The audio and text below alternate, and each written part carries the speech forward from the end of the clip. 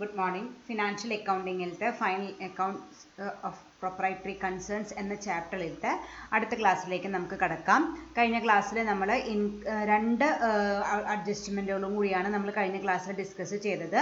ആദ്യത്തെ എന്തായിരുന്നു? Accrued income, income earned but not received. നമുക്ക് ഇൻകം ശരിക്കും കിട്ടേണ്ടതാണ്, പക്ഷെ കിട്ടിയിട്ടില്ല. അതാണ് നമ്മൾ ഒന്നാമത് പഠിച്ച അഡ്ജസ്റ്റ്മെൻറ്റ്.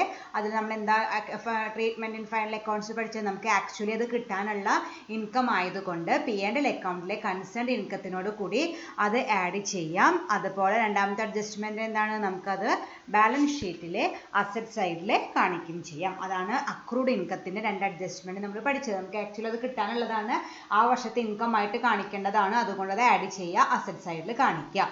രണ്ടാമത്തെ പഠിച്ച അഡ്ജസ്റ്റ്മെന്റ് എന്ന് പറയുന്നത് ഇൻകം റിസീവ്ഡ് ഇൻ അഡ്വാൻസ്. നമുക്ക് ഇൻകം കിട്ടി, പക്ഷെ അത് ഇക്കൊല്ലത്തെ ഇൻകം അല്ല, അടുത്ത കൊല്ലത്തെ ഇൻകം ആണ്, ഇക്കൊല്ലത്തേക്ക് അർഹതപ്പെട്ടതല്ല. അപ്പോൾ നമ്മൾ എന്ത് ചെയ്യണം? ആ ഇൻകം നമ്മുടെ കൺസേൺഡ് ഇൻകത്തിൽ നിന്ന് ലെസ് ചെയ്യണം. P&L അക്കൗണ്ടിലെ കൺസേൺഡ് ഇൻകത്തിൽ നിന്ന് ലെസ് ചെയ്യുകയും നമുക്ക് ഈ വർഷത്തെ അല്ലാത്ത ഒരു ഇൻകം കിട്ടാണ് ചെയ്തത്. അപ്പോൾ അത് ബാലൻസ് ഷീറ്റിലത്തെ ലയബിലിറ്റി സൈഡിൽ കാണിക്കുകയും വേണം. ഈ രണ്ട് അഡ്ജസ്റ്റ്മെൻറ്റുകളാണ് നമ്മൾ കഴിഞ്ഞ ക്ലാസ്സിൽ ഡിസ്കസ് ചെയ്തിട്ട് ഒരു പ്രോബ്ലം വർക്കൗട്ട് ചെയ്തിട്ടുണ്ടായിരുന്നു. ഇനി നമുക്ക് ഇതിൻ്റെ കണ്ടിന്യൂവേഷൻ ക്ലാസ്സിലേക്ക് നമുക്ക് കടക്കാം. ഇനി നമുക്ക് അടുത്ത അഡ്ജസ്റ്റ്മെൻറ്റ് പഠിക്കാം. അപ്പോൾ നമ്മളിപ്പോൾ മൊത്തം 5 പഠിച്ചു കഴിഞ്ഞു. ഏറ്റവും ആദ്യം ക്ലോസിംഗ് സ്റ്റോക്ക്, പിന്നെ outstanding expenses, prepaid expenses, accrued income, income received in advance. അങ്ങനെ 5 ടൈപ്പ് ഓഫ് അഡ്ജസ്റ്റ്മെൻറ്റ് നമ്മൾ പഠിച്ചു കഴിഞ്ഞു. ഇനി നമുക്ക് ആറാമത്തെ ടൈപ്പ് നോക്കാം. That is depreciation. നമുക്കറിയാം ഡിപ്രീസിയേഷൻ എന്ന് പറഞ്ഞാൽ എന്താണ്? നമ്മുടെ ഫിക്സഡ് അസറ്റുകൾ, കമ്പനി യൂസ് ചെയ്യുന്ന ഫിക്സഡ് അസറ്റുകളിൽ നിന്നും ഒരു സെർട്ടൈൻ എമൗണ്ട് എവറി ഇയർ നമ്മൾ ഡിഡക്റ്റ് ചെയ്യും. For what purpose? നമുക്കറിയാം, ഇപ്പോൾ സപ്പോസ് ഒരു 10 lakh rupees വെച്ചിട്ട് നമ്മൾ റുപ്പീസ് കൊടുത്തിട്ട് ഒരു വലിയൊരു മെഷീനറി നമ്മുടെ കമ്പനിയിൽ മേടിച്ചു വെച്ചു. അത് മേടിക്കുമ്പോൾ തന്നെ അവർ പറഞ്ഞിട്ടുണ്ടായിരുന്നു 10 വർഷമാണ് അതിൻ്റെ മാക്സിമം യൂസേജ് കപ്പാസിറ്റി എന്ന് പറഞ്ഞിട്ടുണ്ടായിരുന്നു. അതായത് ഇപ്പോൾ 2021 മേടിച്ചാൽ 31 ആകുമ്പോഴേക്കും നമുക്ക് പുതിയൊരു മെഷീനറി വാങ്ങേണ്ടതായിട്ട് വരും.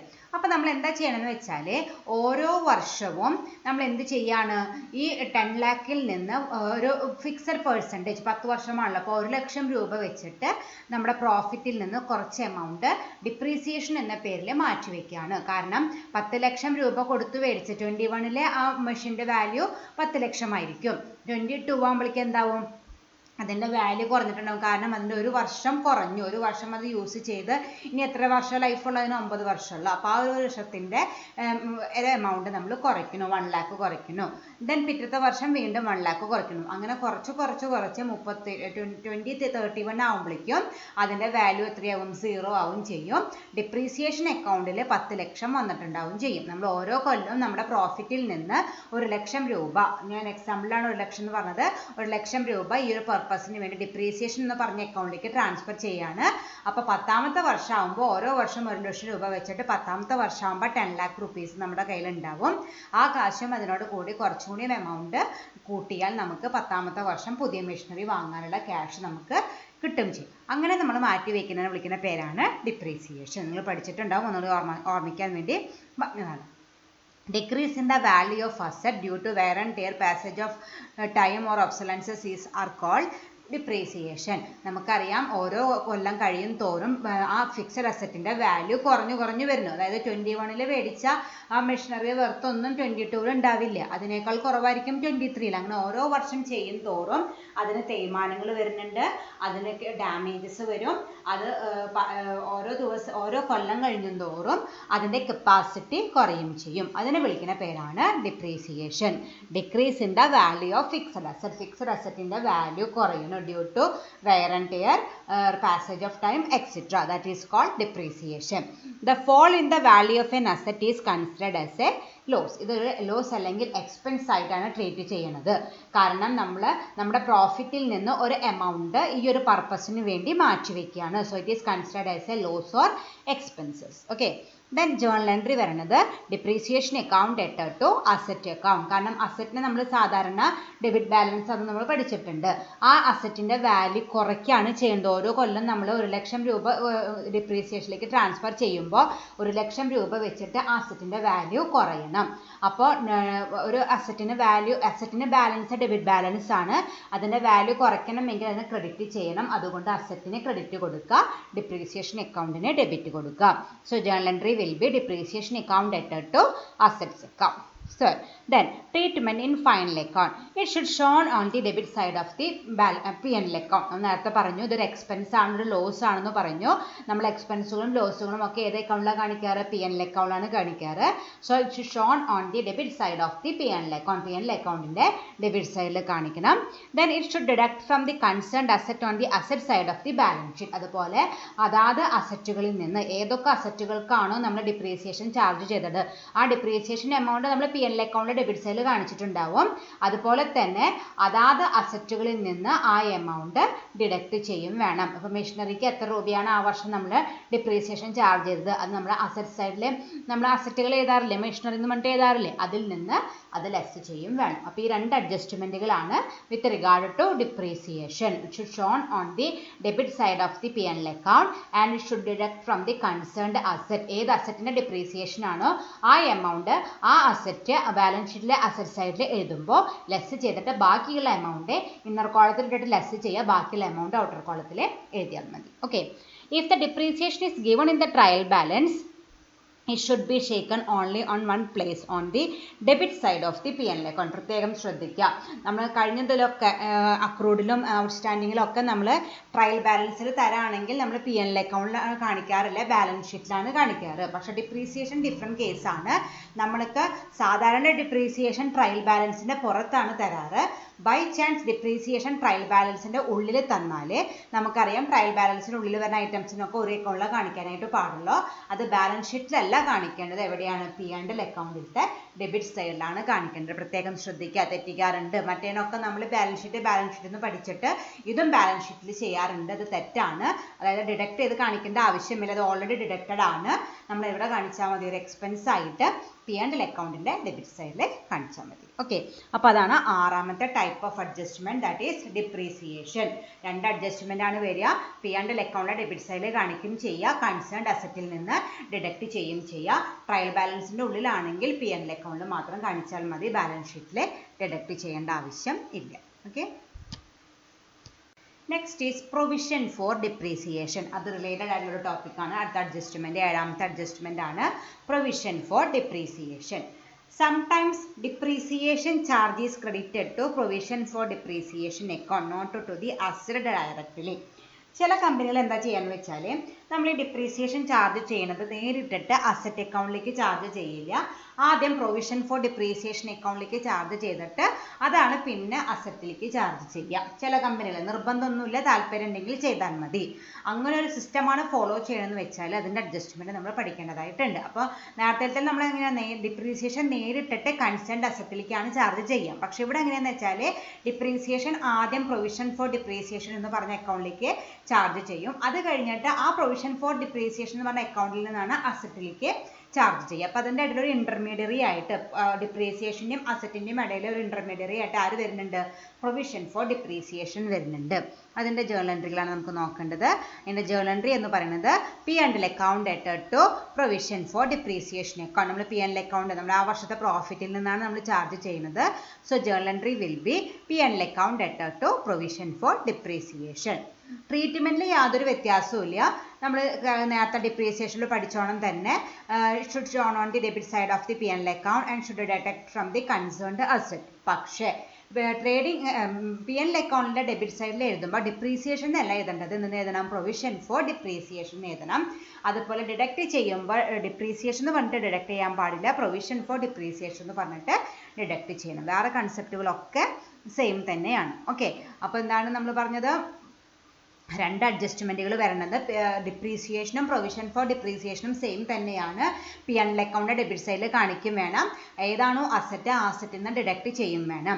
അത് ഡിപ്രീസിയേഷൻ ആണെങ്കിൽ ഡിപ്രീസിയേഷൻ എന്ന് പറഞ്ഞ പേരിൽ ഡെബിറ്റ് ചെയ്യും വേണം, ഡിപ്രീസിയേഷൻ എന്ന് പറഞ്ഞ പേരിൽ ഡിഡക്റ്റ് ചെയ്യും വേണം. അതേസമയം പ്രൊവിഷൻ ഫോർ ഡിപ്രീസിയേഷൻ ആണെങ്കിൽ പ്രൊവിഷൻ ഫോർ ഡിപ്രീസിയേഷൻ എന്ന് പറഞ്ഞ പേരിൽ ഡെബിറ്റ് ചെയ്യും വേണം, ആ പേരിൽ തന്നെ കൺസേൺഡ് അസറ്റിൽ നിന്ന് ഡിഡക്റ്റ് ചെയ്യും വേണം. അത് മാത്രമേ ഒരു വ്യത്യാസമുള്ളൂ.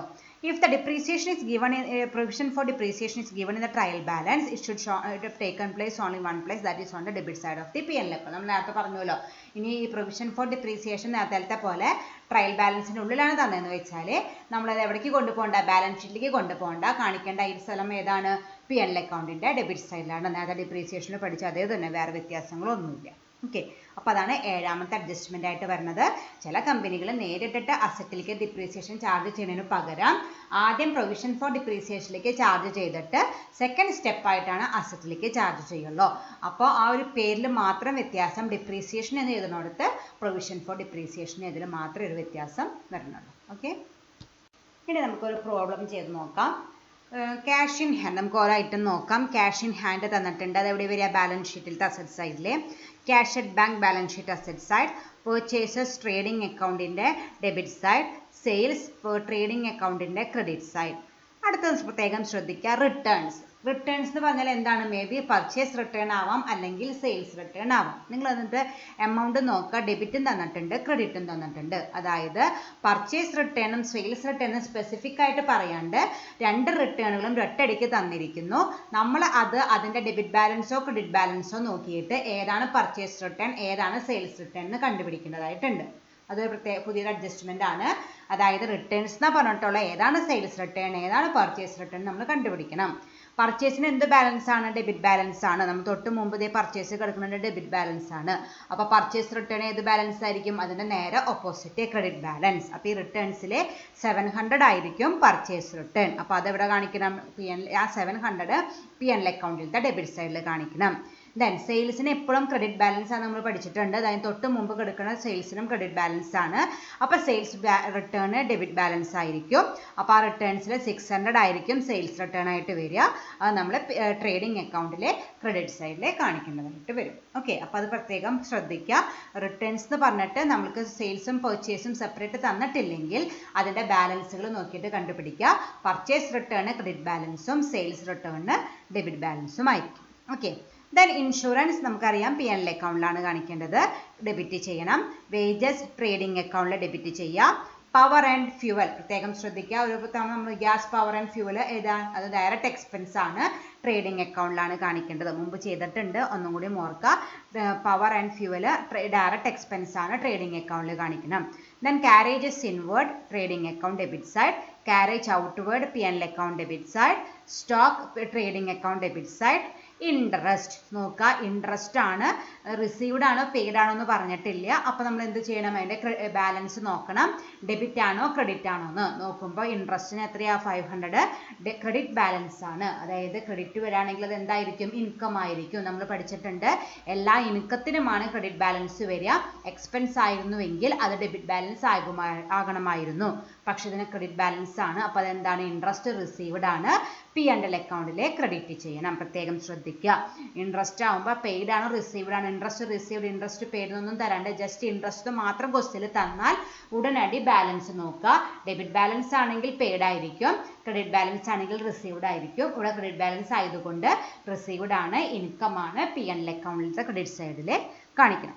Then building balance sheet asset side, machinery balance sheet asset side, patents balance sheet asset side, salary P&L account debit side, trade expenses P&L account debit side, capital balance sheet liability side കാണിക്കണം. കഴിഞ്ഞിട്ടില്ല. Drawings balance sheet liability side. Book debts പ്രത്യേകം ശ്രദ്ധിക്കുക. Bad debts അല്ല book debts, രണ്ടും രണ്ടാണ്. Bad debts നമ്മൾ ഇതുവരെ ചെയ്തിട്ടുണ്ട്, നമ്മൾ P&L അക്കൗണ്ട് ഒരു എക്സ്പെൻസ് പോലെയാണ് നോക്കാറ്. പക്ഷേ ബുക്ക് ഡെബ്സ് എന്ന് പറഞ്ഞാൽ ഡെപ്റ്റേഴ്സിൻ്റെ വേറൊരു പേരാണ് ബുക്ക് ഡെബ്സ്. പലരും തെറ്റിക്കാറുണ്ട്. ബുക്ക് ഡെബ്സ് എന്ന് പറയുമ്പോൾ അത് ബാഡ് ഡെബ്സ് ആണെന്ന് വിചാരിച്ചിട്ട് P&L അക്കൗണ്ടിലെ എക്സ്പെൻസ് ആക്കി എഴുതാറുണ്ട്. അത് തെറ്റാണ്, അത് ബാഡ് ഡെബ്സ് ആണ്. ഇത് ബുക്ക് ഡെബ്സ് എന്ന് പറഞ്ഞാൽ ഡെപ്റ്റേഴ്സിൻ്റെ, നമ്മൾ സൺഡ്രി ഡെപ്റ്റേഴ്സ് വരാറില്ലേ, ആ ഡെപ്റ്റേഴ്സിൻ്റെ വേറൊരു പേരാണ് ബുക്ക് ഡെബ്സ് എന്ന് പറയുന്നത്. അപ്പോൾ നമ്മൾ ഡെപ്റ്റേഴ്സ് എടുക്കണ പോലെ തന്നെ ബാലൻസ് ഷീറ്റിലത്തെ അസറ്റ് സൈഡിൽ എടുക്കണം. Creditors balance sheet liability side, bills payable balance sheet liability side. അപ്പോൾ ഇത്രയൊക്കെയാണ് ട്രയൽ ബാലൻസിൻ്റെ ഉള്ളിൽ വന്നിരിക്കുന്നത്. ഇനി നമുക്ക് അഡ്ജസ്റ്റ്മെൻറ്റുകൾ തന്നിട്ടുണ്ട്. അഡീഷണൽ ഇൻഫർമേഷൻ ആയിട്ട് നമുക്ക് ഓരോന്നായിട്ട് നോക്കാം. ക്ലോസിംഗ് സ്റ്റോക്കിൻ്റെ എമൗണ്ട് തന്നിരിക്കുന്നു. നമുക്കറിയാം അഡീഷണൽ ഇൻഫർമേഷൻ ആയിട്ട് തരാണെങ്കിൽ നമ്മൾ രണ്ട് സ്ഥലത്ത് കാണിക്കണം. ക്ലോസിംഗ് സ്റ്റോക്ക് കാണിക്കേണ്ടത് ട്രേഡിംഗ് അക്കൗണ്ടിൻ്റെ ക്രെഡിറ്റ് സൈഡിലും ബാലൻസ് ഷീറ്റിൻ്റെ അസറ്റ് സൈഡിലും അവിടെ എഴുതി വയ്ക്കുക. ദെൻ അടുത്ത എന്താണ്, ഔട്ട്സ്റ്റാൻഡിങ് സാലറിയും ഉണ്ട്, ഔട്ട്സ്റ്റാൻഡിങ് വേജസും ഉണ്ട്. ഔട്ട്സ്റ്റാൻഡിങ് എക്സ്പെൻസുകൾക്ക് എന്ത് അഡ്ജസ്റ്റ്മെൻറ്റാണ് നമ്മൾ പഠിച്ചിരിക്കുന്നത്, കൺസേൺഡ് എക്സ്പെൻസിനോട് കൂടി ആഡ് ചെയ്യുകയും ലയബിലിറ്റി സൈഡിൽ എഴുതുകയും വേണം.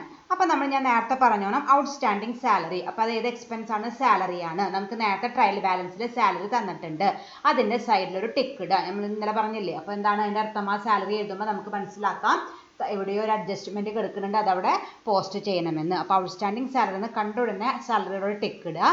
എന്നിട്ട് ഔട്ട്സ്റ്റാൻഡിങ് സാലറി എന്തൊക്കെ അഡ്ജസ്റ്റ്മെൻറ്റാണ് വേണ്ടത്, ആ സാലറിയോട് കൂടി ആഡ് ചെയ്യും വേണം. ബാലൻസ് ഷീറ്റിലത്തെ ലയബിലിറ്റി സൈഡിൽ കാണിക്കും വേണം. അപ്പോൾ സൈഡിൽ എഴുതുക add balance sheet liability side.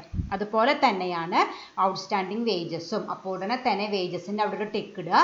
Then wages നമ്മൾ എവിടെ എഴുതാറോ, ട്രേഡിംഗ് അക്കൗണ്ടിൽ എഴുതുക. അതൊക്കെ നമ്മൾ നേരത്തെ ഇവിടെ എഴുതി വെച്ചിട്ടുണ്ട്. അപ്പോൾ അത് എഴുതുമ്പോൾ ആ ടിക്ക് മാർക്ക് കാണുമ്പോൾ നമുക്കറിയാം അഡ്ജസ്റ്റ്മെൻറ്റ് ഉണ്ട് അവിടേക്ക് നോക്കണമെന്ന്. എന്ത് അഡ്ജസ്റ്റ്മെൻറ്റാണ് ചെയ്യേണ്ടത്, വേജസിനോട് കൂടി ആഡ് ചെയ്യും വേണം, ബാലൻസ് ഷീറ്റിലെ ലയബിലിറ്റി സൈഡിൽ കാണിക്കും വേണം. അപ്പോൾ ആഡ് ബാലൻസ് ഷീറ്റിലത്തെ ലയബിലിറ്റി സൈഡ്. അടുത്ത അഡ്ജസ്റ്റ്മെൻറ്റ് കഴിഞ്ഞു. അടുത്ത എന്താണ്, പ്രീപെയ്ഡ് ഇൻഷുറൻസ്. നമുക്കറിയാം പ്രീപെയ്ഡ് ഇൻഷുറൻസ് പറഞ്ഞാൽ എന്താണ്, നമ്മൾ മുൻകൂട്ടി അടച്ച ഇൻഷുറൻസ് ആണ്. നമ്മൾ ഇപ്പം അടയ്ക്കേണ്ടതല്ല, പക്ഷെ നമ്മൾ മുൻകൂട്ടി അടച്ചു. അതായത് പ്രീപെയ്ഡ് എക്സ്പെൻസിൻ്റെ അഡ്ജസ്റ്റ്മെൻറ്റ് നമ്മൾ പഠിച്ചിട്ടുണ്ട്, അതാണ് വരേണ്ടത്. പ്രീപെയ്ഡ് എക്സ്പെൻസ് ആണെങ്കിൽ എന്ത് അഡ്ജസ്റ്റ്മെൻറ്റാണ് പഠിച്ചിരിക്കുന്നത്, ഡിഡക്റ്റ് ചെയ്യും വേണം, അസറ്റ് സൈഡിൽ കാണിക്കും വേണം. അതല്ല നമ്മൾ പഠിച്ചത്. പ്രീപെയ്ഡ് എക്സ്പെൻസ് എന്ന് പറയുമ്പോൾ ഇത് ഈ വർഷത്തെ എക്സ്പെൻസ് അല്ല, അപ്പോൾ നമ്മൾ കൺസേൺഡ് എക്സ്പെൻസിൽ നിന്ന് ഡിഡക്റ്റ് ചെയ്യും വേണം. ഇപ്പോൾ നമ്മൾ മുൻകൂട്ടി അടച്ചത് കൊണ്ട് നമുക്കൊരു അസറ്റാണ്, ബാലൻസ് ഷീറ്റിലത്തെ അസറ്റ് സൈഡിൽ കാണിക്കും വേണം. അപ്പോൾ നമ്മൾ എവിടെ അഡ്ജസ്റ്റ്മെൻ്റ് ഉണ്ട്, ഇൻഷുറൻസിൻ്റെ അവിടെ അഡ്ജസ്റ്റ്മെൻ്റ് ഉണ്ട്. അപ്പോൾ ഇൻഷുറൻസിൻ്റെ അവിടെ ടിക്ക് മാർക്ക് ഇടുക. ഇവിടെ എന്തെന്ന് എഴുതി വയ്ക്കുക, ഡിഡക്റ്റ് അല്ലെങ്കിൽ ലെസ് എന്ന് എഴുതി വയ്ക്കുക. അതുപോലെ ബാലൻസ് ഷീറ്റിലത്തെ അസറ്റ് സൈഡിൽ കാണിക്കുക. അടുത്ത എന്താണ്, ഇൻട്രസ്റ്റ് അക്രൂഡ് ആണ്. ഇൻട്രസ്റ്റ് അക്രൂഡ് എന്ന് പറയുമ്പോൾ പ്രത്യേകം നോക്കുക, ഇൻട്രസ്റ്റ് എന്താണ് നമ്മൾ നേരത്തെ കണ്ടുപിടിച്ചിട്ടുണ്ടായിരുന്നു, ഇൻട്രസ്റ്റ് ഇൻകം ആണ്. Accrued income, income earned but not received, നമുക്ക് കിട്ടേണ്ടതായിരുന്നു പക്ഷെ കിട്ടിയിട്ടില്ല. ആ ടൈപ്പ് ഓഫ് അസറ്റ് ആണ് അക്രൂഡ് ഇൻകം എന്ന് നമ്മൾ കഴിഞ്ഞ ക്ലാസ്സിൽ പഠിച്ചതാണ്. അപ്പോൾ അക്രൂഡ് ഇൻകത്തിൻ്റെ അഡ്ജസ്റ്റ്മെൻറ്റ് എന്താണ്, ശരിക്കും നമ്മൾക്ക് ഈ വർഷം കിട്ടാനുള്ളതാണ്. അപ്പോൾ കൺസേൺഡ് ഇൻകത്തിനോട് കൂടി ആഡ് ചെയ്യും വേണം, ബാലൻസ് ഷീറ്റിലത്തെ അസറ്റ് സൈഡിൽ കാണിക്കും വേണം. അപ്പോൾ നമ്മൾ ഇൻട്രസ്റ്റിൻ്റെ അവിടെ ഒരു ടിക്ക് ഇടുക. അത് കഴിഞ്ഞിട്ട് ഇവിടെ എഴുതുക ആഡ് ആൻഡ് ബാലൻസ് ഷീറ്റിലത്തെ അസറ്റ് സൈഡിൽ കാണിക്കും വേണം ഇൻട്രസ്റ്റ് അക്രൂഡ്. ഓക്കെ, അപ്പോൾ ഇത് പ്രത്യേകം ശ്രദ്ധിക്കട്ടെ, തെറ്റിക്കരുത്. തുടക്കത്തിൽ ചെറിയൊരു കൺഫ്യൂഷൻ ഉണ്ടാവും. ഔട്ട്സ്റ്റാൻഡിങ് എക്സ്പെൻസ് ആണെങ്കിൽ ആഡ് ചെയ്യുക ലയബിലിറ്റി സൈഡ്, പ്രീപെയ്ഡ് എക്സ്പെൻസ് ആണെങ്കിൽ ലെസ് ചെയ്യുക അസറ്റ് സൈഡ്, അക്രൂഡ് ഇൻകം ആണെങ്കിൽ ആഡ് ചെയ്യുക അസറ്റ് സൈഡിൽ കാണിക്കണം. നേരത്തെ നമ്മൾ എക്സ്പെൻസിന് ലയബിലിറ്റി സൈഡിലാണ് കാണിച്ചത്, ഇതിന് അസറ്റ് സൈഡിൽ കാണിക്കണം. ഇൻകം ഉണ്ട് but income received in advance ആണെങ്കിൽ ലെസ് ചെയ്യണം, ലയബിലിറ്റി സൈഡിൽ കാണിക്കണം. ഞാൻ കഴിഞ്ഞ ദിവസം പറഞ്ഞോണം, ഒരു ഗ്രാഫ് രൂപത്തിലുണ്ടെങ്കിൽ അതൊന്ന് ഡയഗ്രാം രൂപത്തിലുണ്ടെങ്കിൽ അതൊന്ന് നോക്കി ഇടയ്ക്കിടയ്ക്കൊന്ന് നോക്കിയാൽ അത് ബൈഹാർട്ട് ആയിക്കോളും. ഓക്കെ, ഇനി അടുത്ത എന്താണ്, ഡിപ്രീസിയേഷനെ കുറിച്ച് പറഞ്ഞിട്ടുണ്ട്. ഇന്ന് പഠിച്ച അഡ്ജസ്റ്റ്മെൻ്റ് ആണ്. രണ്ടെണ്ണത്തിനാണ് ഡിപ്രീസിയേഷൻ ചാർജ് ചെയ്യാൻ പറഞ്ഞിരിക്കുന്നത്, മെഷീനറിയും പേറ്റൻറ്റും. അപ്പോൾ അവിടെ രണ്ട് സ്ഥലത്തും ടിക്ക് ഇടുക. മെഷീനറിക്ക് 10%, പേറ്റൻറ്റിന് 20%. അതായത് മെഷീനറിയുടെ വാല്യൂ എത്രയാണോ അതിൻ്റെ 10% കാണുക, അതുപോലെ പേറ്റൻറ്റിൻ്റെ വാല്യൂ എത്രയാണോ അതിൻ്റെ 20% ആണ് നമ്മൾ ഡിപ്രീസിയേഷനായിട്ട് ചാർജ് ചെയ്യേണ്ടതായിട്ട് വരിക. ഇനി നമ്മൾ എന്താ അഡ്ജസ്റ്റ്മെൻറ്റ് കാണിക്കേണ്ടത്, P&L അക്കൗണ്ടിൽ ഡെബിറ്റ് ചെയ്യും വേണം, ബാലൻസ് ഷീറ്റിലെ കൺസേൺഡ് അസറ്റിൽ നിന്ന് ലെസ് ചെയ്യും വേണം. അപ്പോൾ P&L അക്കൗണ്ട് ഡെബിറ്റ് എന്നും എഴുതുക, ബാലൻസ് ഷീറ്റിലെ അസറ്റ് സൈഡിൽ ലെസ് എന്നും എഴുതി വെക്കുക. എമൗണ്ട് എങ്ങനെ കണ്ടുപിടിക്കുക, മെഷീനറിയുടെ വാല്യൂ നോക്കുക, അതിൻ്റെ 10% കാണുക, അതായിരിക്കും മെഷീനറിയുടെ ഡിപ്രീസിയേഷൻ. പേറ്റൻറ്റിൻ്റെ വാല്യൂ നോക്കുക, അതിൻ്റെ 20% കണ്ടുപിടിക്കുക, അതായിരിക്കും പേറ്റൻറ്റിൻ്റെ depreciation. Okay, prepare trading and P&L account and balance sheet as on 31/12/2018. ആ വർഷത്തെ 3 ഫൈനൽ അക്കൗണ്ട്സും പ്രിപ്പയർ ചെയ്യാനായിട്ടാണ് പറഞ്ഞിരിക്കുന്നത്. അപ്പോൾ ഒരുവിധം ഡിസ്കഷനൊക്കെ കഴിഞ്ഞ് നമുക്ക് പോസ്റ്റ് ചെയ്ത് പോയാൽ മതി. ഓക്കെ, അത് നമ്മൾ എന്ത് എഴുതണം, ഓപ്പണിംഗ് സ്റ്റോക്ക് എഴുതുക, 11,000 തന്നിട്ടുണ്ട്, അത് എഴുതി. ദെൻ പർച്ചേസസ് എഴുതുക, ഇന്നർ കോളത്തിൽ എഴുതുക 69,500. നമ്മൾ നേരത്തെ പർച്ചേസ് റിട്ടേണും സെയിൽസ് റിട്ടേണും ഏതൊക്കെയാണെന്ന് കണ്ടുപിടിച്ചിട്ടുണ്ട്. പർച്ചേസ് റിട്ടേണിൻ്റെ എമൗണ്ട് 700 ആണ്, അത് ലെസ് ചെയ്യുമ്പോൾ നമുക്ക് 68,800 കിട്ടും, അത് ഔട്ടർ കോളത്തിലേക്ക് എഴുതി. അടുത്ത എക്സ്പെൻസ് പറയുന്നത് വേജസ് ആണ്. അവിടെ ടിക്ക് മാർക്ക് എടുക്കുന്നുണ്ട്. അതിൻ്റെ അർത്ഥം അതിനെന്തോ ഒരു അഡ്ജസ്റ്റ്മെന്റ് ഉണ്ട്. അപ്പോൾ വേജസിന് എഴുതിയിട്ട് ഇതിൽ തന്നിരിക്കുന്ന എമൗണ്ട് 10,000 ഇന്നർ കോളത്തിൽ എഴുതുക. എന്നിട്ട് അഡീഷണൽ ഇൻഫർമേഷനിലേക്ക് നോക്കുക. അവിടെ നമ്മൾ എന്താ എഴുതി വെച്ചിരിക്കുന്നത്? കൺസേൺഡ് എക്സ്പെൻസിനോട് കൂടി ആഡ് ചെയ്യണം. അപ്പോൾ അത് ആഡ് ചെയ്യുന്ന പോലെ ആഡ് ഔട്ട്സ്റ്റാൻഡിംഗ് എഴുതുക. എത്രയാണ്? 1000 rupees ആണ്. അപ്പോൾ വേജസിൻ്റെ താഴെ ആഡ് ഔട്ട്സ്റ്റാൻഡിംഗ് എഴുതിയിട്ട് ഇന്നർ കോളത്തിൽ 1000 എഴുതുക. ആഡ് ചെയ്ത് 11,000 ഔട്ടർ കോളത്തിലേക്ക് എടുത്തെഴുതുക. ഓക്കെ, അപ്പോൾ ആ ടിക്ക് മാർക്ക് കണ്ടല്ലോ. അപ്പോൾ അഡ്ജസ്റ്റ്മെന്റിലേക്ക് നോക്കാം. അടുത്ത എക്സ്പെൻസ് പവർ ആൻഡ് ഫ്യൂവൽ ആണ് 6,800. ദെൻ കാരേജ് ഇൻവേർട്സ് വന്നിട്ടുണ്ട് 3,900. ഇനി വേറെ ട്രേഡിങ്ങിലത്തെ ഡെബിറ്റ് സൈഡ് ഒന്നും കാണാനില്ല. അപ്പോൾ നമുക്ക് ക്രെഡിറ്റ് സൈഡിലേക്ക് പോവാം. സെയിൽസ് ഉണ്ട് 1,18,400. അതിൽ നിന്ന് റിട്ടേൺസ് പറഞ്ഞിട്ടുണ്ട്. നമ്മൾ നേരത്തെ എമൗണ്ട് കണ്ടുപിടിച്ചിട്ടുണ്ട് 600. അത് ലെസ് ചെയ്യുമ്പോൾ നമുക്ക് 1,17,800 കിട്ടും. അത് ഔട്ടറിലേക്ക് എടുത്ത് എഴുതാം. പിന്നെ നമുക്ക് ക്രെഡിറ്റ് സൈഡിൽ എഴുതുന്ന അടുത്ത ഐറ്റം എന്ന് പറയുന്നത് ക്ലോസിംഗ് സ്റ്റോക്ക് ആണ്. അത് അഡീഷണൽ ഇൻഫർമേഷനിൽ തന്നിട്ടുണ്ട് 17,000. ഇനി വേറെ അഡ്ജസ്റ്റ്മെൻറ്റുകളൊന്നുമില്ല. അപ്പോൾ നമ്മൾ ക്രെഡിറ്റ് സൈഡ് ടോട്ടൽ ചെയ്യുക. അപ്പോൾ നമുക്ക് 1,34,800 കിട്ടും. അതിൽ നിന്ന് ഡെബിറ്റ് സൈഡിലത്തെ ഓരോ ഐറ്റംസും ലെസ് ചെയ്താൽ നമുക്ക് എത്ര കിട്ടും? ബാലൻസിങ് ഫിഗർ ആയിട്ട് ഡെബിറ്റ് സൈഡിൽ 33,300 കിട്ടും. അതാണ് നമ്മുടെ ഗ്രോസ് പ്രോഫിറ്റ്. അപ്പോൾ ഡെബിറ്റ് സൈഡിൽ എഴുതുക ഗ്രോസ് പ്രോഫിറ്റ് ക്യാരി ഡൗൺ എന്ന് പറഞ്ഞിട്ട് 33,300. ഓക്കെ, ഇതും കൊണ്ട് നമുക്ക് P&L അക്കൗണ്ട് വരയ്ക്കാം. ക്രെഡിറ്റ് സൈഡിലേക്ക് ഇത് കൊണ്ടുവരിക. ഗ്രോസ് പ്രോഫിറ്റ് ബ്രോ ഡൗൺ എന്ന് പറഞ്ഞിട്ട് 33,300 നമ്മൾ കൊണ്ടുവന്ന് P&L അക്കൗണ്ടിലേക്ക്. ഇനി നമുക്ക് ആദ്യം ഡെബിറ്റ് സൈഡ് എഴുതാം. ആദ്യം വന്നിരിക്കുന്ന എക്സ്പെൻസ് P&L അക്കൗണ്ടിലേക്ക് ഇൻഷുറൻസ് ആണ്. അതിൻ്റെ സൈഡിൽ ഒരു ടിക്ക് മാർക്ക് കാണാനുണ്ട്. അതിൻ്റെ അർത്ഥം എന്തോ ഒരു അഡ്ജസ്റ്റ്മെന്റ് ഉണ്ട്. അപ്പോൾ ആദ്യം ഇൻഷുറൻസ് പറഞ്ഞിട്ട് 300 ഇന്നർ കോളത്തിൽ എഴുതി. അഡ്ജസ്റ്റ്മെന്റ് നോക്കുമ്പോൾ പ്രീപെയ്ഡ് എക്സ്പെൻസ് ആണ്. പ്രീപെയ്ഡ് എക്സ്പെൻസ് പറഞ്ഞാൽ നമ്മൾ മുൻകൂട്ടി അടച്ചതാണ്, ഈ വർഷത്തെ എക്സ്പെൻസ് അല്ല. അപ്പോൾ നമ്മൾ ലെസ് ചെയ്യണം. ലെസ് പ്രീപെയ്ഡ് എത്രയാണ്? 75 ഉള്ളൂ. അപ്പോൾ 300ൽ നിന്ന് 75 ലെസ് ചെയ്താൽ നമുക്ക് 225 കിട്ടും. അത് ഔട്ടർ കോളത്തിലേക്ക് എടുത്തെഴുതാം. ഈ 225 ആണ് അപ്പോൾ ഇൻഷുറൻസിൻ്റെ റിയൽ എമൗണ്ട് ആയിട്ട് വന്നിരിക്കുന്നത്. പിന്നത്തെ എക്സ്പെൻസ് പറയുന്നത് കാരേജ് ഔട്ട്വേർഡ് ആണ് 3,100. പിന്നത്തത് സാലറി ആണ്. അവിടെ ടിക്ക് മാർക്ക് കിടക്കുന്നുണ്ട്. അപ്പോൾ അതിൻ്റെ അർത്ഥം അഡ്ജസ്റ്റ്മെന്റ് ഉണ്ട്. അപ്പോൾ ഇന്നർ കോളത്തിൽ എഴുതാം 12,000. ദെൻ അഡ്ജസ്റ്റ്മെന്റ് നോക്കുക. അവിടെ എന്താ എഴുതി വെച്ചിരിക്കുന്നത്? ആഡ് ചെയ്യണം എന്നാണ്. ഔട്ട്സ്റ്റാൻഡിംഗ് ആയതുകൊണ്ട് ആഡ് ചെയ്യണം. അപ്പോൾ ആഡ് ഔട്ട്സ്റ്റാൻഡിംഗ് 1,500. ടോട്ടൽ ചെയ്യുമ്പോൾ നമുക്ക് 13,500 കിട്ടും. അത് ഔട്ടർ കോളത്തിലേക്ക് എടുത്തെഴുതി. ഓക്കെ, പിന്നെ വന്നിരിക്കുന്നത് ട്രേഡ് എക്സ്പെൻസ് ആണ് 3,500. പിന്നെ വേറെ എക്സ്പെൻസുകളൊന്നും ട്രയൽ ബാലൻസിൽ കാണുന്നില്ല. അപ്പോൾ നമുക്ക് ഇൻകം വല്ലതുമുണ്ടോ നോക്കാം. നോക്കുമ്പോൾ ഇൻട്രസ്റ്റ് ഇൻകം കിടക്കുന്നുണ്ട്. അപ്പോൾ ക്രെഡിറ്റ് സൈഡിൽ ഇൻട്രസ്റ്റ് എഴുതാം. അവിടെ ടിക്ക് മാർക്ക് ഉള്ളത് കൂടെ അഡ്ജസ്റ്റ്മെന്റ് ഉണ്ട്. അപ്പോൾ ഇന്നർ കോളത്തിൽ 500 എഴുതാം. അഡ്ജസ്റ്റ്മെന്റ് നോക്കുമ്പോൾ അത് അക്രൂഡ് ഇൻകം ആണ്. Income earned but not received. ഇക്കൊല്ലം കിട്ടാൻ അർഹതയുള്ളതായിരുന്നു, കിട്ടിയിട്ടില്ല. അത് നമ്മൾ ആഡ് ചെയ്യണം. അക്രൂഡ് ഇൻകം ആഡ് ചെയ്യാണ് ചെയ്യേണ്ടത്. അപ്പോൾ ആഡ് അക്രൂഡ് 250. രണ്ടും കൂടി ആഡ് ചെയ്യുമ്പോൾ നമുക്ക് 750 കിട്ടും. ഇനി ട്രയൽ ബാലൻസിൽ വേറെ ഒന്നുമില്ല. പക്ഷെ അവസാനിപ്പിക്കാനായിട്ട് പാടില്ല. ഒന്നും കൂടിയും എവിടെ നോക്കുക? അഡീഷണൽ ഇൻഫർമേഷൻ നോക്കുക. നോക്കുമ്പോൾ നമ്മൾ ട്രേഡിംഗ് അക്കൗണ്ട് എടുത്തു കഴിഞ്ഞു, അല്ല ക്ലോസിംഗ് സ്റ്റോക്ക് എടുത്തു കഴിഞ്ഞു. പിന്നത്തത് ഔട്ട്സ്റ്റാൻഡിംഗ് ആണ്, അത് എടുത്തു കഴിഞ്ഞു. പ്രീപെയ്ഡ് എടുത്തു, അക്രൂഡ് എടുത്തു. എന്തെടുത്തിട്ടില്ല? ഡിപ്രീസിയേഷൻ ചാർജ് ചെയ്തിട്ടില്ല. അപ്പം നമ്മൾ P&L അക്കൗണ്ട് പ്രിപ്പയർ ചെയ്ത് കഴിഞ്ഞിട്ട് അത് ബാലൻസ് ഫിഗർ കണ്ടുപിടിക്കുന്നതിനേക്കാൾ മുമ്പ് അഡീഷണൽ ഇൻഫർമേഷൻ നമുക്കറിയാം എന്തായാലും 2 അക്കൗണ്ടിൽ വരണം. ഒരെണ്ണം എന്തായാലും ട്രേഡിംഗ് ഓർ P&L അക്കൗണ്ട് ആവും. അപ്പോൾ അതും കൂടി നോക്കിയിട്ടേ നമ്മൾ P&L അക്കൗണ്ട് ക്ലോസ് ചെയ്യാനായിട്ട് പാടുള്ളൂ. ഇപ്പോൾ ഇവിടെ നോക്കിയപ്പോൾ ബാക്കി എല്ലാതും ചെയ്തു, പക്ഷേ ഡിപ്രീസിയേഷൻ ചാർജ് ചെയ്തിട്ടില്ല. അപ്പോൾ അത് നമ്മൾ ഇവിടെ ചെയ്യണം. നമ്മൾ എന്താ അഡ്ജസ്റ്റ്മെന്റ് പഠിച്ചാൽ ഡിപ്രീസിയേഷൻ P&L അക്കൗണ്ടിൻ്റെ ഡെബിറ്റ് സൈഡിൽ കാണിക്കണം. അപ്പോൾ ഡിപ്രീസിയേഷൻ എന്ന് പറഞ്ഞിട്ട് മെഷീനറിയുടെ ഡിപ്രീസിയേഷൻ കണ്ടുപിടിക്കുക. മൊത്തം വാല്യൂവിൻ്റെ 10%. മൊത്തം വാല്യൂ എന്ന് പറയുന്നത് 36,000 ആണ്. അതിൻ്റെ 10% 3,600 ആണ് വരിക. അത് മെഷീനറിയുടെ ഡിപ്രീസിയേഷനായിട്ട് ഡെബിറ്റ് ചെയ്യുക. ദെൻ പേറ്റൻസിൻ്റെ 20% ആണ്.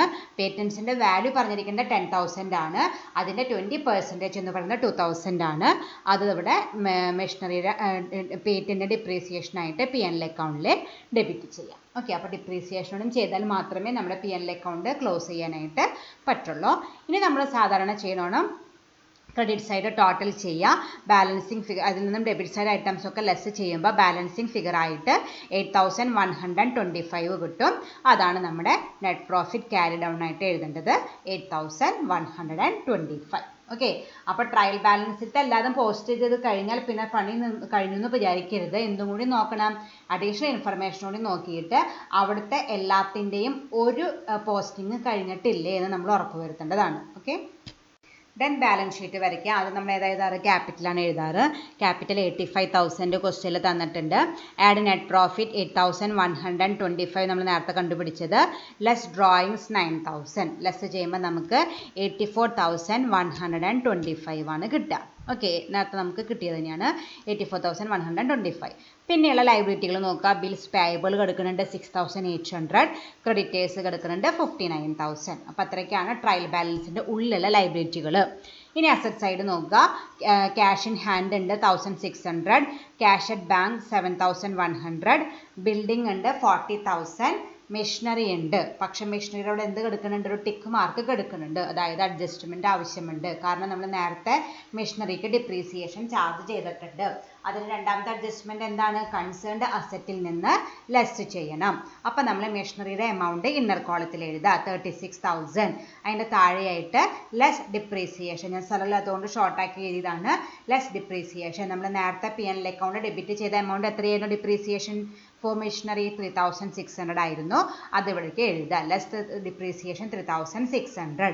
ലെസ് ചെയ്ത എമൗണ്ട് ഔട്ടർ കോളത്തിലേക്ക് എടുത്ത് എഴുതുക 32,400. അതാണ് ഇപ്പോഴത്തെ മെഷീനറിയുടെ വിലയായിട്ട് വന്നിരിക്കുന്നത്. ദെൻ അടുത്തത് പേറ്റൻ്റ് ആണ്. അവിടെയും ഒരു ടിക്ക് മാർക്ക് കാണുന്നുണ്ട്, കാരണം അതിനും നമ്മൾ ഡിപ്രീസിയേഷൻ ചാർജ് ചെയ്തിട്ടുണ്ട്. അപ്പോൾ എമൗണ്ട് ഇന്നർ കോളത്തിൽ എഴുതുക 10,000. ലെസ് ഡിപ്രീസിയേഷൻ 20% ഡിപ്രീസിയേഷൻ നമ്മൾ നേരത്തെ എമൗണ്ട് കണ്ടുപിടിച്ചിട്ടുണ്ട് 2,000. അത് എഴുതി. ലെസ് ചെയ്തിട്ട് ഔട്ടർ കോളത്തിലേക്ക് എടുത്ത് എഴുതുക 8,000 ആണ് ഔട്ടർ കോളത്തിൽ വരിക. ഓക്കെ, അപ്പോൾ ആ രണ്ട് അഡ്ജസ്റ്റ്മെൻറ്റും കഴിഞ്ഞു. ഇനി ബുക്ക് ഡെപ്സ് ഉണ്ട്. ഞാൻ നേരത്തെ പറഞ്ഞ ഡെപ്റ്റേഴ്സിൻ്റെ വേറൊരു പേരാണ് 46,000. പിന്നെ അപ്പോൾ ഇത് ട്രയൽ ബാലൻസിൻ്റെ ഉള്ളിലത്തെ കഴിഞ്ഞു. ഇനി നമുക്ക് പുറത്തേക്ക് കിടക്കാം. അഡീഷണൽ ഇൻഫർമേഷനിലത്തെ രണ്ടാമത്തെ പോസ്റ്റിംഗ് എല്ലാത്തിൻ്റെയും കഴിഞ്ഞിട്ടില്ലേ നോക്കണം. ആദ്യത്തേത് നമ്മൾ ക്ലോസിംഗ് സ്റ്റോക്ക് എഴുതാറുണ്ട്, സാധാരണ എഴുതുന്ന പോലെ എഴുതുക 17,000. പിന്നത്തത് ഔട്ട്സ്റ്റാൻഡിങ് എക്സ്പെൻസുകളാണ് കിടക്കുന്നത്. അത് എവിടെ എഴുതണമെന്ന് പറഞ്ഞേക്കുന്നത്? നമ്മൾ ലൈബിലിറ്റി സൈഡിലാണ് എഴുതേണ്ടത്. അപ്പോൾ ലൈബിലിറ്റി സൈഡിലേക്ക് കൊണ്ടുപോവുക. ഔട്ട്സ്റ്റാൻഡിങ് സാലറിയും ഉണ്ട്, ഔട്ട്സ്റ്റാൻഡിങ് വേജസും ഉണ്ട്. അത് രണ്ടും ലൈബിലിറ്റി സൈഡിൽ എഴുതി. പിന്നെ കിടക്കുന്നത് പ്രീപെയ്ഡ് ഇൻഷുറൻസ് ആണ്. അത് അസറ്റ് സൈഡിൽ കാണിക്കണമെന്നാണ് എഴുതിയേക്കുന്നത്. അവിടെ എഴുതുക 75 rupees. പിന്നെ ഇൻട്രസ്റ്റ് അക്രൂഡ് ഉണ്ട്, അതും അസറ്റ് സൈഡിലാണ് കാണിക്കേണ്ടത്. 250 എഴുതി. പിന്നെ അത് ഡിപ്രീസിയേഷൻ ആണ്. അതിൻ്റെ അഡ്ജസ്റ്റ്മെൻറ്റ് നമ്മൾ ഓൾറെഡി അവിടെ മെഷീനറിയിൽ നിന്ന് പേറ്റിൽ നിന്ന് ലെസ് ചെയ്തിട്ട് അഡ്ജസ്റ്റ്മെൻറ്റ് കഴിഞ്ഞിട്ടുണ്ട്. അപ്പോൾ ഇനി വേറെ ഒന്നുമില്ല. അപ്പോൾ ട്രയൽ ബാലൻസിൻ്റെ ഉള്ളിൽ മാത്രമല്ല, അത് കഴിഞ്ഞിട്ട് അഡ്ജസ്റ്റ്മെൻറ്റിൽ രണ്ടാമത്തെ പോസ്റ്റിംഗ് എല്ലാത്തിനും കഴിഞ്ഞിട്ടില്ലെന്ന് ഉറപ്പ് വരുത്തിയതിന് ശേഷം മാത്രമേ ബാലൻസ് ഷീറ്റ് ടാലി ചെയ്യാനായിട്ട് പാടുള്ളൂ. ടാലി ചെയ്യുമ്പോൾ നമുക്ക് രണ്ട് സൈഡിലും എത്ര കിട്ടും? 1,52,425 കിട്ടും. ഓക്കെ, അപ്പോൾ ഇത്തിരി ബുദ്ധിമുട്ടുണ്ട് ചെയ്യാനായിട്ട്. എന്നാലും ശ്രദ്ധിച്ച് ചെയ്താൽ നമുക്ക് സ്മൂത്തായിട്ട് വർക്കൗട്ട് ചെയ്യാവുന്നതാണ്. ഓരോ സ്റ്റെപ്പ് ബൈ സ്റ്റെപ്പായിട്ട്. ആദ്യത്തെ പ്രോബ്ലം ആയതുകൊണ്ട് കുറച്ച് കൺഫ്യൂഷനൊക്കെ ഉണ്ടാവും. നമ്മൾ കുറേ പ്രോബ്ലംസ് വർക്കൗട്ട് ചെയ്യും. അപ്പോൾ നിങ്ങൾക്കത് ക്ലിയർ ആയിട്ട് വന്നോളൂ. ഓക്കെ, ഇനി ഇതൊരു ഹോംവർക്കാണ്. നമ്മൾ സാധാരണ ചെയ്യുന്ന പോലത്തെ ഒരു ഹോംവർക്ക്. ഒരു ഐറ്റം നോക്കാം. Stock on 1/1/2018. അപ്പോൾ ഇത് ഓപ്പണിംഗ് സ്റ്റോക്ക് ആയിരിക്കും. ട്രേഡിംഗ് അക്കൗണ്ടിലെ ഡെബിറ്റ് സൈഡിലെ, പ്ലാന്റ് ആൻഡ് മെഷീനറി ബാലൻസ് ഷീറ്റിലെ അസറ്റ് സൈഡിലെ, സെയിൽസ് ട്രേഡിങ്ങിലെ ക്രെഡിറ്റ് സൈഡിലെ, ബാഡറ്റ്സ് P&L അക്കൗണ്ടിലത്തെ ഡെബിറ്റ് സൈഡിലെ, പർച്ചേസ് റിട്ടേൺ ട്രേഡിങ്ങിലത്തെ ഡെബിറ്റ് സൈഡിലെ, സെയിൽസ് റിട്ടേൺ ട്രേഡിങ്ങിലത്തെ ക്രെഡിറ്റ് സൈഡിലെ, ക്യാഷ് ഇൻ ഹാൻഡും ക്യാഷ് അറ്റ് ബാങ്കും ബാലൻസ് ഷീറ്റിലത്തെ അസറ്റ് സൈഡിലെ, സാലറി ആൻഡ് വേജസ് ആണ്. സാലറിയാണ് ആദ്യം തന്നിരിക്കുന്നത്, അതുകൊണ്ട് P&L അക്കൗണ്ടിലെ ഡെബിറ്റ് സൈഡിലെ, bills receivable balance sheet asset, bills payable balance sheet liability, capital balance sheet liability, printing and stationery P&L account debit, furniture and fittings balance sheet asset, interest received P&L account credit, purchases trading account debit, petty cash. അതൊരു പുതിയൊരു ഐറ്റമാണ്. Petty cash എന്ന് വെച്ചാൽ നമ്മൾ ചില്ലറ പൈസ, ചെറിയൊരു amount ആയിരിക്കും. അത് നമ്മൾ സാധാരണ ക്യാഷ് ഇൻ ഹാൻഡ് കൺസിഡർ ചെയ്യുന്ന പോലെ ഒരു അസറ്റ് ആയിട്ടാണ് കൺസിഡർ ചെയ്യുക. നമ്മൾ സാധാരണ ക്യാഷ് ഇൻ ഹാൻഡ് ബാലൻസ് ഷീറ്റിലത്തെ അസറ്റ് സൈഡിൽ എഴുതാറ്. അതുപോലെ തന്നെ അതും എഴുതിയാൽ മതി, വേറൊരു അഡ്ജസ്റ്റ്മെൻറ്റും വേണ്ട. Balance sheet asset side, debtors balance sheet asset side, creditors balance sheet liability side. കഴിഞ്ഞിട്ടില്ല. ദെൻ ഡിസ്കൗണ്ട് ഓൺ സെയിൽസ് ആണ്. ഡിസ്കൗണ്ട് അപ്പോൾ സെയിൽസിനായതുകൊണ്ട് P&L അക്കൗണ്ടിൽ തന്നെ ഡെബിറ്റ്. ക്യാരേജ് ഓൺ പെർച്ചേസ് നമ്മൾ അന്ന് ഫണ്ട് പഠിച്ചിട്ടുണ്ട്. ക്യാരേജ് ഓൺ പർച്ചേസും ഉണ്ട്, ക്യാരേജ് ഓൺ സെയിൽസും ഉണ്ട്. ക്യാരേജ് ഓൺ പർച്ചേസ് ആണെങ്കിൽ നമ്മുടെ ക്യാരേജ് ഇൻവേർഡും, ക്യാരേജ് ഓൺ സെയിൽസ് ആണെങ്കിൽ ക്യാരേജ് ഔട്ട്വേർഡിൻ്റെ വേറെ പേരുകളാണ് നമ്മൾ പഠിച്ചിട്ടുണ്ട്. അപ്പോൾ ഇവിടെ പറഞ്ഞിരിക്കുന്നത് ക്യാരേജ് ഓൺ പർച്ചേസ് ആണ്. അപ്പോൾ അതെന്താണ്? ക്യാരേജ് ഇൻവേർഡ് ആണ് ട്രേഡിംഗ് അക്കൗണ്ടിലെ ഡെബിറ്റ്. ഇൻഷുറൻസ് P&L അക്കൗണ്ടിലെ ഡെബിറ്റ്. റോയൽറ്റി P&L അക്കൗണ്ടിലെ ഡെബിറ്റ്. പാക്കേജസ് P&L അക്കൗണ്ടിലെ ഡെബിറ്റ്. ക്യാരേജ് ഓൺ സെയിൽസ് അതെന്താണ്? ക്യാരേജ് ഔട്ട്വേർഡ് ആണ്, P&L അക്കൗണ്ടിലാണ് ഡെബിറ്റ് ചെയ്യേണ്ടത്. Then commission paid P&L account debit. Drawings balance ഷീറ്റിലെ ലൈബിലിറ്റി സൈഡിലെ, ഇൻവെസ്റ്റ്മെന്റ് ബാലൻസ് ഷീറ്റിലത്തെ അസറ്റ് സൈഡ്. ഇത്രയും ഐറ്റംസ് ആണ് തന്നിരിക്കുന്നത്. അഡീഷണൽ ഇൻഫർമേഷൻ ആയിട്ട് ആകെ ക്ലോസിംഗ് സ്റ്റോക്ക് മാത്രമേ തന്നിട്ടുള്ളൂ. അപ്പോൾ അത് ട്രേഡിംഗിൽ ക്രെഡിറ്റ് ചെയ്യും ചെയ്യുക, ബാലൻസ് ഷീറ്റിലെ അസറ്റ് സൈഡിൽ കാണിക്കും ചെയ്യാം. അപ്പോൾ നമ്മൾ സാധാരണ ചെയ്യുന്ന പോലെ തന്നെയാണ് ചെയ്യേണ്ടത്. അതിനൊരു ഈ ഒരു പ്രോബ്ലത്തിനൊരു പ്രത്യേകതയുണ്ട്. ഇതിന് നമ്മൾ സാധാരണ ഇതുവരെ ചെയ്ത പ്രോബ്ലത്തിനൊക്കെ നെറ്റ് പ്രോഫിറ്റ് ആണ് കിട്ടിയിരുന്നത്. പക്ഷെ ഇവിടെ എന്തായിരിക്കും? നെറ്റ് ലോസ് ആയിരിക്കും. അതൊരു ക്ലൂ ആണ്, തെറ്റല്ല. നിങ്ങൾ ചെയ്തു വരുമ്പോൾ തെറ്റാന്ന് വിചാരിക്കേണ്ട. ആൻസർ P&L അക്കൗണ്ടിൽ നമുക്ക് ബാലൻസിങ് ഫിഗർ ക്രെഡിറ്റ് സൈഡിലാണ് കിട്ടുക. അതായത് ഡെബിറ്റ് സൈഡ് ആയിരിക്കും ടോട്ടൽ കൂടുതൽ, ക്രെഡിറ്റ് സൈഡ് ടോട്ടൽ കുറവാണ്. അപ്പോൾ നമുക്ക് ബാലൻസിങ് ഫിഗർ ക്രെഡിറ്റ് സൈഡിലായിരിക്കും ഉണ്ടാവുക. അപ്പോൾ നമുക്ക് എന്തായിരിക്കും? ബാലൻസിങ് ഫിഗർ ഡെബിറ്റ് സൈഡിൽ വന്നാലാണ് നമുക്ക് നെറ്റ് പ്രോഫിറ്റ് ആവുക. ഇവിടെ നമുക്ക് ബാലൻസിങ് ഫിഗർ ക്രെഡിറ്റ് സൈഡിലാണ് വരുന്നത്. അപ്പോൾ നെറ്റ് ലോസ് ആയിരിക്കും. ആ നെറ്റ് ലോസ് നമ്മൾ എന്താ ചെയ്യേണ്ടത്? നെറ്റ് പ്രോഫിറ്റ് ആകുമ്പോൾ നമ്മൾ ആഡ് ചെയ്യാറുണ്ട്. അതേസമയം നെറ്റ് ലോസ് ആണെങ്കിൽ നമ്മൾ എന്താ ചെയ്യേണ്ടത്? ലെസ് ചെയ്യാണ് ചെയ്യേണ്ടത്. ബാലൻസ് ഷീറ്റിലെ ക്യാപിറ്റലിൽ നിന്ന് സാധാരണ നമ്മൾ ആഡ് നെറ്റ് പ്രോഫിറ്റ് എന്ന് എഴുതുന്നതിന് പകരം എന്തെന്ന് എഴുതണം? ലെസ് നെറ്റ് ലോസ് എഴുതണം. അതൊരു പ്രത്യേകത, അത് മാത്രമാണ് ഈ ഒരു ക്വസ്റ്റ്യൻ്റെ പ്രത്യേകത. അപ്പോൾ അത് പ്രത്യേകം ശ്രദ്ധിച്ച് ചെയ്യുക. നെറ്റ് ലോസ് ആയിരിക്കും. ആൻസർ ഞാൻ അടുത്ത ക്ലാസ്സിൽ എക്സ്പ്ലെയിൻ ചെയ്തു തരാം. Okay, thank you.